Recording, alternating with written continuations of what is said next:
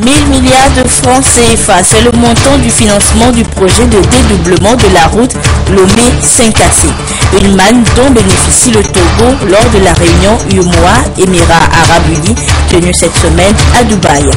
Et puis désormais, les motos et voitures neuves devront être commercialisées avec des plaques minéralogiques toutes faites. Ainsi en ont décidé les autorités en charge de la sécurité dans notre pays pour plus de traçabilité.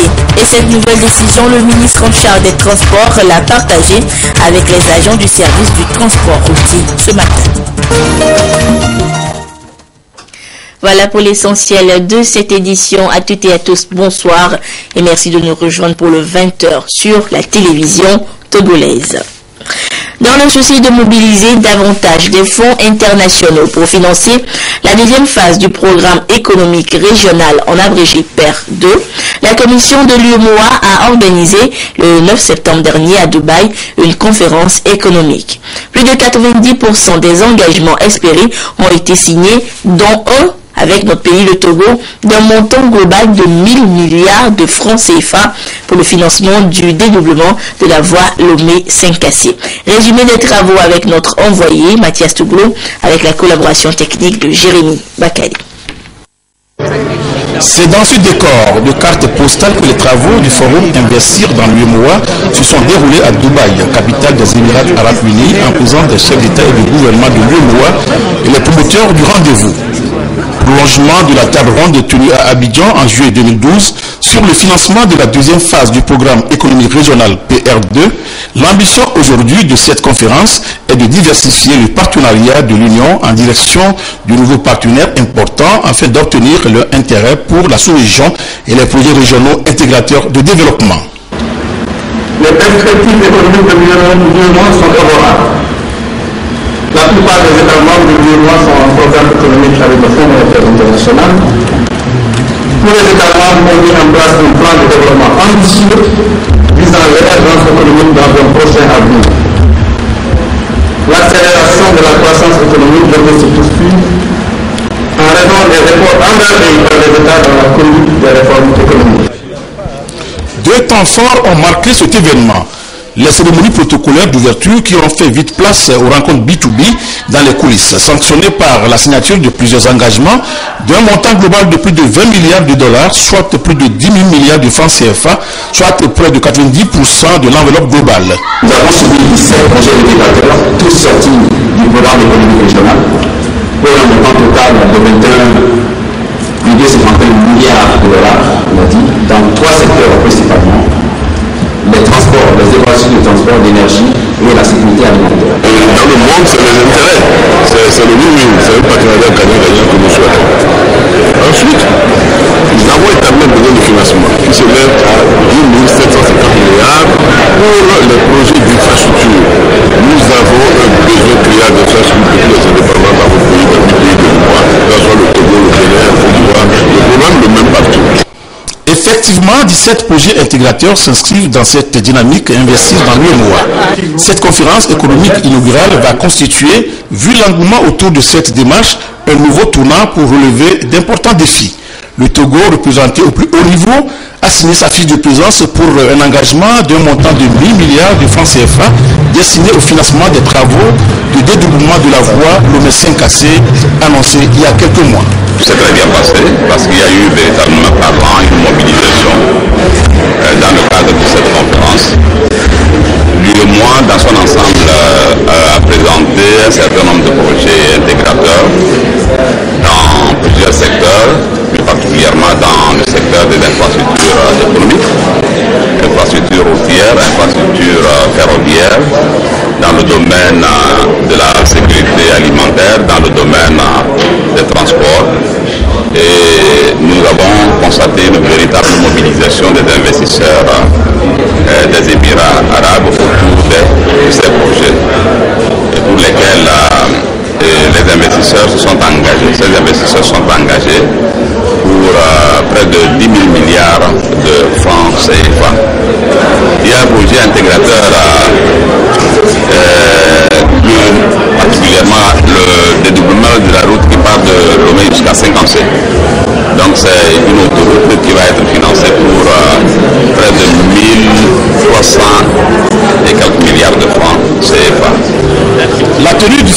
Investir dans l'UEMOA intervient à un moment où les regards sont tournés vers l'Afrique.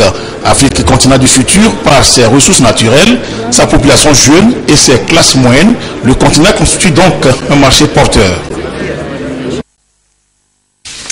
Développement, toujours. Le processus d'élaboration de la vision Togo 2030 se poursuit avec des réunions d'information et d'échanges avec les différents acteurs impliqués. Ce matin donc, les partenaires financiers et techniques étaient la cible du ministre Kako Nubupo en charge de la prospective et de l'élaboration des politiques publiques. Le compte rendu avec Essoram Théo. L'objectif assigné à cette réunion d'information et d'échange avec les partenaires en développement du Togo est de leur présenter l'évolution du processus d'élaboration de la vision Togo 2030, le niveau d'exécution des travaux, les phases restantes et les aspects techniques et financiers entre autres. Nous devons sensibiliser les bailleurs de fonds à la nécessité d'accompagner notre pays afin qu'ils puissent non seulement réaliser le processus de vision, mais la vision elle-même. Parce que n'oubliez pas que lorsque le document de vision sera disponible, il s'agira ensuite de mettre en application les recommandations de ce document. Et les montants exigés pour l'émergence d'une nation sont des montants très importants. Comme vous avez pu le remarquer cette semaine à Dubaï, la commission de l'UEMOA a aidé les États à mobiliser plus de 20 milliards d'euros pour financer le processus d'émergence. Donc c'est comme cela que ça doit se passer, mais ici, pour ce qui nous concerne, c'est au niveau national, au niveau du Togo. Vision Togo 2030 est un cadre fédérateur des différentes actions et stratégies de développement du pays pour les années à venir. L'avenir du Togo devra se bâtir autour de 4 aspects de développement, notamment les aspects socio-culturels, politique et gouvernance, économie et technologie, démographie et développement humain. Avec les partenaires, il sera question de recueillir leurs observations, leur vision du Togo en 2030 et de faire un plaidoyer en vue de la mobilisation des ressources. Et comment introduire la technologie et surtout les technologies de l'information et de la communication TIC dans le développement de croissance économique au Togo. L'équipe d'élaboration de la vision Togo 2030 prend également en compte ce secteur stratégique dans sa démarche. Les acteurs pensent d'ores et déjà à entreprendre une véritable stratégie pour que ce domaine transversal devienne un réel outil d'accélération de la richesse au Togo. Des précisions avec Kate Nubupo. Les technologies de l'information et de la communication TIC ont considérablement évolué ces dernières années et bouleversé le mode de vie des populations de par le monde. L'introduction des diverses applications, Internet et autres outils et services dans la production et la commercialisation est remarquable. La vision Togo 2030 qui vise la création de la richesse par les Togolais accorde également une place de choix au volet technologique du développement. Pour les différents acteurs, le développement des technologies, en l'occurrence des TIC, va accélérer la croissance dans le pays. Aujourd'hui, tout le monde veut que d'ici 2030, que le Togo, à défaut d'être un pays développé, soit un pays émergent. Or, le développement passe par le chemin de la croissance et le bien-être. Et c'est une société d'information dans laquelle l'information circule sans embargo. Et pour y arriver, il faut d'abord que le Togo puisse opter pour le haut débit. Vous savez, imaginez un Togo où la connexion Internet haut débit est rentrée dans les foyers comme est rentrée l'eau et l'électricité. Vous voyez ce que ça peut entraîner. Et je crois que le Togo a d'abord intérêt de rentrer dans cette économie numérique en rentrant d'abord dans une société d'information où on a eu des cadres bien formés et qui sont capables de pouvoir apporter des réponses par rapport aux différents processus. Le domaine de la technologie reste assez dynamique et pourvoyeur d'emplois, drainant ainsi d'autres secteurs prioritaires, l'agriculture notamment. Comment utiliser ces outils technologiques dans les recherches agricoles et la transformation des produits?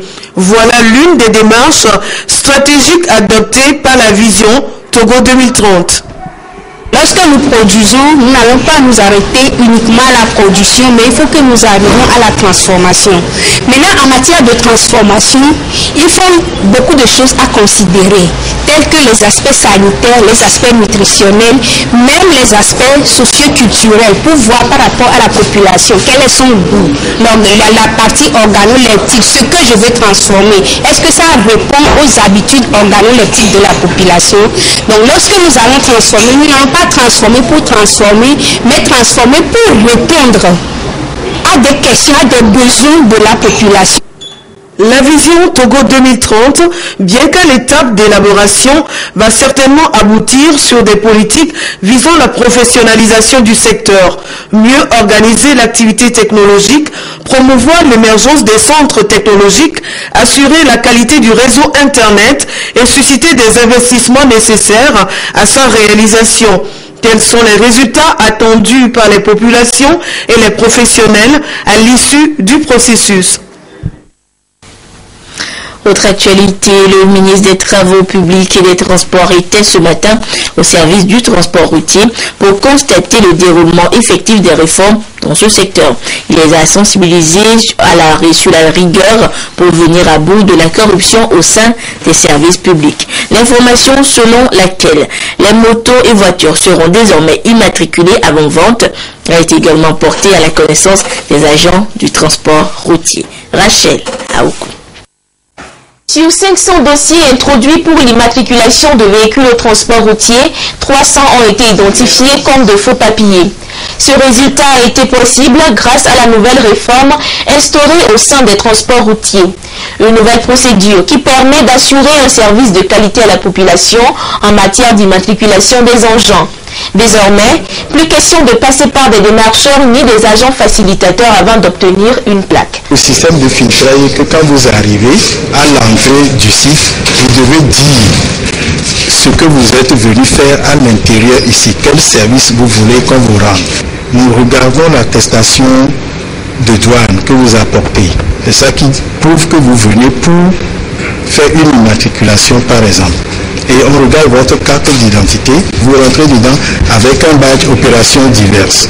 Ils doivent passer par un kiosque qui est dehors pour l'Union des professionnels accrédités en douane, qui nous ont donné une liste et nous leur avons produit des badges d'accès. Bien entendu, cette nouvelle procédure ne fait pas le bonheur des démarcheurs qui voient disparaître leurs activités quotidiennes. Ils ont amené la liste de 50 personnes qui vont représenter tout le corps des déclarants. C'est impossible. Et c'est ça qui ralentit notre travail. Le ministre des Transports, en visite au service des transports routiers, s'est réjoui du fonctionnement du nouveau dispositif et a exhorté le personnel du dit service à plus de détermination pour mettre fin à la corruption. Je prends l'exemple de la carte grise. Aujourd'hui, nous sommes passés à un délai minimum de 9 mois à 7 jours. Et au dire de ces jeunes-là que j'ai autour de moi, c'est qu'il sera possible, sous peu, dans quelques jours, de délivrer la carte grise en 72 heures. La nouvelle mesure prévoit également que tout nouveau véhicule ou moto soit immatriculé à l'achat afin d'assurer plus d'ordre sur les routes. Il a été expressément demandé aux responsables et agents de service des plaques de renforcer leurs prestations pour la mise en vigueur de cette nouvelle disposition. Le Salon international de l'agroalimentaire de Lomé, Sialo, a officiellement ouvert ses portes hier et ce jusqu'au 14 septembre prochain. C'est le ministre en charge de l'Agriculture qui a présidé la cérémonie. Le Sialo est une initiative soutenue par le gouvernement et qui vise à promouvoir et valoriser les produits locaux. Christine Pétikiadodé. International de l'agroalimentaire de Lomé, Sialo, officiellement ouvert. Une vitrine pour valoriser et promouvoir l'agriculture et tous ses secteurs connexes. Le Sialo est à sa 3e édition. Il vise aussi à capitaliser les expériences réussies à travers un espace de partage et surtout à amener les acteurs et les professionnels africains de l'agriculture à échanger et développer des relations commerciales. Pour la première édition, nous avons beaucoup plus mis l'accent sur les expositions et les conférences. L'année passée, nous avons mis en place les rencontres professionnelles, ce que nous appelons les rencontres B2B.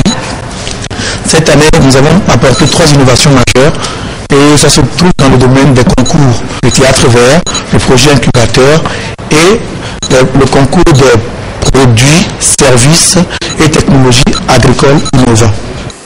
L'agriculture familiale face aux enjeux de la sécurité alimentaire, ce thème retenu pour l'édition 2014, s'inscrit dans la logique de l'engagement de la communauté internationale pour assurer une sécurité alimentaire pour tous. Je voudrais rendre un hommage mérité aux promoteurs de ce grand rendez-vous pour la noble initiative qu'il a prise de rassembler périodiquement en ces lieux tous les acteurs pour leur offrir cette vitrine au travers de laquelle ils exposent leurs produits, mais en même temps en les invitant à s'inscrire ou inscrire leurs actions dans la durée de façon à éradiquer les problèmes de la faim en tout point de notre espace communautaire. Le Salon international de l'agroalimentaire réunit des exposants d'Afrique et d'ailleurs et propose des produits très variés. Nous venons de la Côte d'Ivoire et nous sommes là pour proposer au salon un dragon foliaire. C'est un produit biologique, engrais foliaire biologique, 100% bio. Seco Agro a plusieurs produits sur le stand ici, dont le riz fermier, un riz naturellement parfumé, produit togolais. Voilà, on a mis ce que le sorgho de ce pays peut faire comme produit en pain. Le Cialo est soutenu par le gouvernement togolais et plusieurs autres partenaires, notamment la GIZ, NCA Togo et le FAEJ. Parlant de l'agriculture, à l'issue d'une assemblée générale constitutive, il a été mis en place à Calumet les 4 et 5 septembre dernier le Forum national pour le Conseil agricole et rural, en abrégé FNCR, pour répondre aux défis du secteur agricole togolais. Pour en savoir plus sur cette plateforme qui sera lancée dans les prochains jours, nous nous sommes approchés des acteurs clés. Ceux-ci nous expliquent les raisons de la création de ce forum et les objectifs qui lui sont assignés. C'est dans un dossier réalisé par Silver Abdou. Le secteur agricole togolais dans le développement socio-économique constitue l'épine dorsale de l'économie togolaise, car il occupe 70% de la population active et contribue pour 39% au PIB. Pour accroître ce potentiel, des efforts sont en train d'être fournis en matière de renforcement institutionnel, d'où l'instauration d'un forum national pour le Conseil agricole et rural FNSCR. Plusieurs critères sont à l'actif de la création de cette plateforme chargée d'insuffler une nouvelle dynamique au développement du secteur agricole. Le Forum national du Conseil agricole et rural, version togolaise, est une plateforme de concertation entre tous les acteurs et partenaires du Conseil agricole et rural au Togo. Et entendez par Conseil agricole et rural, toute information ou tout élément dont a besoin une personne ou une organisation pour pouvoir faire fonctionner son activité au niveau de l'agriculture. Ce forum qui servira de cadre où vont se retrouver les différents acteurs des services du Conseil agricole et rural pour une synergie d'action se doit donc de relever de nombreux défis pour améliorer l'efficacité et la durabilité des systèmes de production. Nous allons citer par exemple l'amélioration des performances même des systèmes de production dans notre pays. Et ceci, surtout, relève de la compétitivité de notre agriculture. Donc c'est un défi majeur pour nous, pour que les acteurs du service de conseil agricole et rural s'y planchent de façon concertée. Un autre défi pour notre agriculture, c'est aujourd'hui la gestion durable de l'environnement. Et ça, c'est un défi également que les différents acteurs devraient ensemble voir. Et il y a également le défi des changements climatiques aujourd'hui qui a un impact assez significatif sur nos systèmes de production au Togo. L'objectif global assigné au Forum national pour le Conseil agricole et rural est d'améliorer la qualité des services pour une professionnalisation du monde rural. Pour son opérationnalisation, son lancement est attendu le 25 septembre à Lomé pour pousser haut et faire fonctionner toutes les activités au niveau agricole au grand bonheur des producteurs. Le gouvernement togolais a élaboré et adopté en mars dernier la politique nationale de l'alimentation scolaire de 2014 à 2022 avec l'appui du programme alimentaire mondial. Pour une meilleure connaissance par les acteurs, des réunions régionales d'échange et de partage sont prévues. Celle de Kara vient de prendre fin. Son compte rendu avec Nestor Mozo. En 2009, le Togo a renoué avec les repas à l'école. Grâce aux leçons tirées de cette expérience, le gouvernement a élaboré et adopté le 25 mars de cette année, avec le concours du PAM, Programme alimentaire mondial, la PNAS, Politique nationale d'alimentation scolaire. C'est cette politique qui est présentée aux différents acteurs pour une meilleure compréhension. Il s'agit aussi de voir si les spécificités liées à chaque région sont prises en compte. Ici, c'est l'étape de la région de la Kara. Les enfants, surtout les filles, si nous soutenons, nous assurons donc l'alimentation dans les écoles, ça va permettre de réduire les grossesses précoces et les mariages précoces. Donc le PAM intervient activement dans ce domaine de l'alimentation scolaire. Et l'expérience a été concluante en termes des effectifs pour le maintien et des résultats et même sur l'alimentation en général de l'enfant, parce que les aliments qui sont servis contribuent à lutter contre la sous-alimentation au niveau de ces enfants. Maintenant, au niveau de l'école, vous n'êtes pas sans savoir qu'avec le plan sectoriel de l'éducation, nous visons la scolarisation primaire universelle. Et par rapport à cela, il y a l'axe 1 qui est l'accès et le maintien. Et l'alimentation permet de booster les effectifs. Dans la mise en œuvre de la politique nationale d'alimentation scolaire, plusieurs ministères sont impliqués. Par exemple, le ministère de la Santé aura comme contribution de veiller à la bonne santé et surtout à l'hygiène de ces aliments qui seront donnés aux enfants. Le ministère de l'Action sociale va aussi s'impliquer dans la mobilisation parce qu'il sera question aussi de l'appropriation du projet par les communautés. Donc c'est un programme multisectoriel. Avant l'adoption de la politique nationale d'alimentation scolaire, 61 établissements avaient été retenus pour la phase pilote. L'objectif à long terme est de couvrir toutes les écoles primaires publiques du Togo. Ce communiqué pour poursuivre cette édition, le ministre du Développement à la base de l'artisanat, de la jeunesse et de l'emploi des jeunes informe les candidats au volontariat national dont les noms sont à consulter dans le quotidien Togo Presse, retenus pour la 8e vague d'affectation, qui sont priés de bien vouloir se présenter à la grande salle polyvalente du collège protestant de Lomé pour la formation qui aura lieu du mardi 16 au vendredi 19 septembre 2014 de 8h à 16h.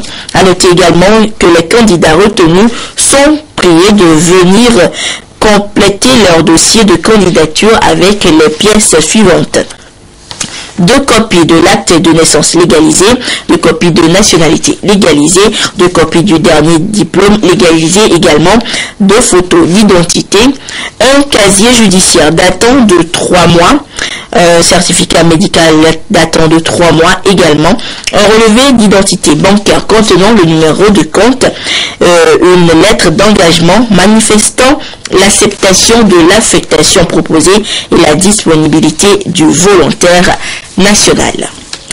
Hors du Togo, au Nigeria, un nouveau cas suspect aurait été détecté. Un nouveau cas suspect de la fièvre hémorragique détecté. Un passager sud-africain en transit dans le pays venant de la Guinée et souffrant de diarrhée subirait des tests depuis quelques jours à Lagos. Liberté sous caution pour Oscar Pistorius.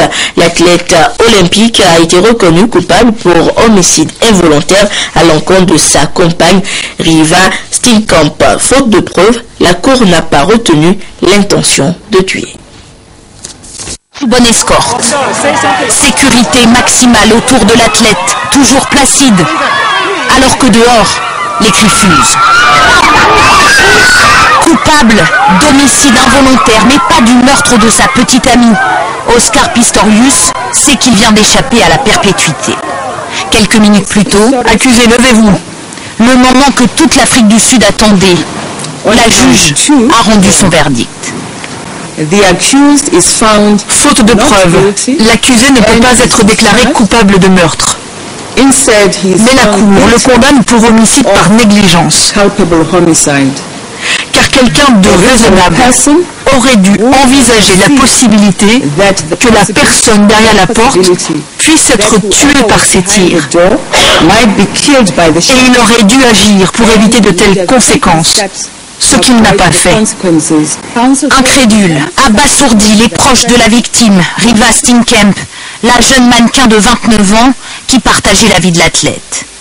Oscar Pistorius, lui, reste impassible. Sa famille a tenu à remercier la juge. C'est un énorme poids que l'on enlève de nos épaules et de celle d'Oscar. Nous n'avons jamais douté de sa version des faits.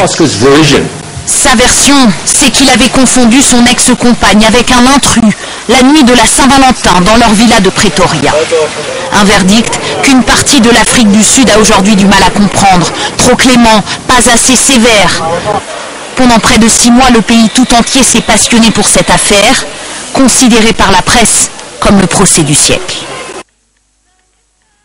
Retour au Togo, les forces armées togolaises ont réceptionné ce vendredi à l'état-major de Lomé un lot d'œuvres littéraires émanant de la grande famille des acteurs de la littérature, membres du CENAC, association de la nouvelle génération des poètes et écrivains.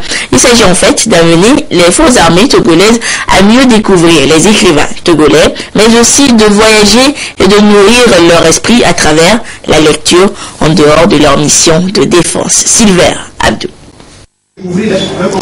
Passant ouvrage, dont 275 exemplaires d'auteurs de nationalité togolaise, c'est le contenu de ce lot d'œuvres littéraires offert aux forces armées togolaises par le CENAC, association de la nouvelle génération des poètes et écrivains. Ce don, réceptionné par le chef d'état-major général adjoint des FAT, est une action qui vient ainsi renforcer le partenariat entre les FAT et la société civile. À part leur rôle de défense, ces militaires peuvent avoir au moins un très petit temps pour écrire. Nous en avons déjà, comme je vais citer le chef d'état-major adjoint des FAT, il y en a qui écrivent beaucoup et nous voulons les inciter à la lecture. Parce que non seulement les élèves étudiants ne lisent pas, mais aussi les militaires aussi ils sont frappés par cette paresse et nous voulons les encourager à lire et à découvrir les idées et les réflexions qui sont contenues dans les ouvrages. Et puis, tant par des Togolais et pas des auteurs d'autres nationalités. Nous voulions que nos militaires soient des gens sains de corps et d'esprit. Voilà pourquoi j'ai éprouvé un grand plaisir à assister à cette manifestation. Les forces armées togolaises apprécient cet engagement du Cénacle à contribuer à leur côté à l'éveil et à l'enracinement de l'amour du livre. Choisissant aux forces armées des livres qui parlent des Togolais pour tous les citoyens du monde, mais aussi et surtout pour les Togolais, nous offrons aux hommes et aux femmes de notre institution l'opportunité de découvrir le charme du fond littéraire togolais et d'en apprécier la richesse et la profondeur. Je voudrais, pour ma part, vous rassurer du bon usage qui sera fait de ces livres, qui à coup sûr contribueront et renforceront, disons, l'alliance entre l'épée et la plume que j'évoquais tantôt au sein des forces armées togolaises. Le Cénacle effectuera dans les prochains jours le même geste à l'école militaire de Tchitchao qui célèbre son 35e anniversaire. Et direction maintenant d'Imori, un canton de la préfecture de Bassar, qui a désormais un chef. Après une longue régence, un chef vient d'être intronisé du nom de Yao Kabou Wadja. Le compte rendu avec Nestor Mozo.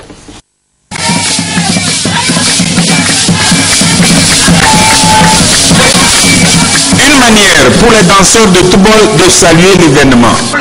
Par cet événement, Dimori rompt avec la régence. Ce canton de la préfecture de Bassar, resté longtemps orphelin, a désormais un nouveau chef en la personne de Yao Kabou Wadja. Par décret du président de la République en date du 3 juin 2011, Yao Kabou Wadja a été confirmé comme nouveau garant des us et coutumes de Dimori après sa désignation par le conseil coutumier. Yao Kabou Wadja a accédé à son trône au cours de cette manifestation. Il a reçu son décret de reconnaissance d'un maire du préfet de Bassar qui s'est fait aussi le devoir de lui signifier les qualités d'un bon chef. Un chef canton, vous savez, c'est un acteur incontournable dans le développement, dans le processus de développement à la base. C'est un conducteur d'hommes. Et à ce titre, il y a certaines qualités qu'il doit développer chez lui. Un chef canton, il doit être un homme juste. Il doit être un homme honnête, c'est-à-dire qui dit la vérité. Un homme impartial, parce qu'aujourd'hui nous vivons le pluralisme politique dans toutes les localités. Le chef canton doit être conscient de cette situation et accepter donc tous ses fils. Yao Kabou Wadja devient ainsi le troisième chef du canton de Dimori, succédant ainsi à Tignapa Wadja et Koudjo Wadja. Il est né en 1953, l'année que Dimori a été érigé en canton. Il a servi comme comptable au ministère de la Jeunesse et des Sports. Dimori est constitué de 12 villages avec près de 10 000 habitants. Il est limité à l'est par le canton de Kalana, au nord par Bichabé, à l'ouest par le Ghana et au sud par Bandan. L'Office togolais des recettes, dans sa stratégie de lutte contre la corruption dans le recouvrement des taxes et impôts, informe tous les contribuables qu'un numéro vert, le 8280, est désormais opérationnel tous les jours et heures ouvrables pour dénoncer tout cas de corruption ou tentative de corruption. Ce numéro est pour l'instant joignable à partir du réseau Togo cellulaire. L'OTR remercie tout le public pour sa contribution à cette lutte.